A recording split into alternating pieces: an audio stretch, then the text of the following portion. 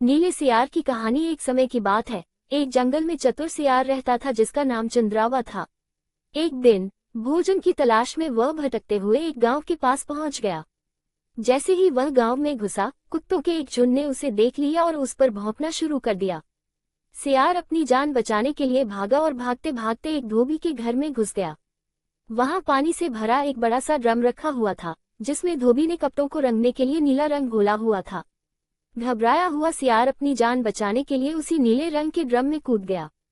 कुत्ते उसे ढूंढते हुए घर में आए, लेकिन सियार को न पाकर वे वापस चले गए। जब सियार ड्रम से बाहर निकला तो वह पूरी तरह से नीले रंग का हो चुका था। उसका पूरा शरीर चमकीले नीले रंग का हो गया था, जिसे देखकर कोई उसे पहचान ही नहीं सकता था।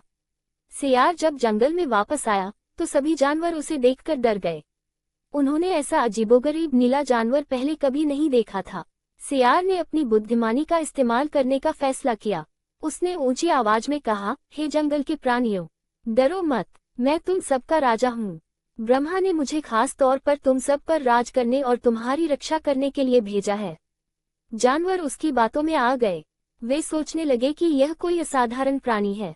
शेर, बाघ, हाथी, बंदर, सभी जानवर उसके सामने झुक गए और उसे अपना राजा मान लिया। सियार, जिसका नाम अब नीलर्ग हो गया था, जंगल पर राज करने लगा। उसने सभी जानवरों के लिए नियम बनाए और सबके लिए भोजन की व्यवस्था करने लगा। वह अपने सियार साथियों को दूर रखता था ताकि कोई उसकी सच्चाई न जान पाए।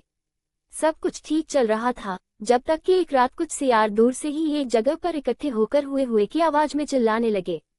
नीले सियार ने जब अपने साथियों की आवाज सुनी तो वह अपनी असली प्रकृति को भूल गया और अनजाने में अपनी असली आवाज में हुए हुए करने लगा। जब दूसरे जानवरों ने उसे अपनी असली आवाज में बोलते सुना तो वे तुरंत समझ गए कि यह तो एक साधारण सियार है जो उन्हें धोखा दे रहा था। शेर को बहुत गुस्सा आया। उसने अपनी गलती का एहसास किया कि वह एक सियार के धोखे में आ गया था। शेर ने तुरंत उस नीले सियार पर हमला किया और उसे मार डाला। नैतिक शिक्षा। ये कहानी हमें सिखाती है कि दिखावा कभी न कभी सामने आ ही जाता है। हमें अपनी असली पहचान छिपानी नहीं चाहिए और दूसरों को धोखा देने की कोशिश नहीं करनी चाहिए। सत्य की हमेशा जीत होती है।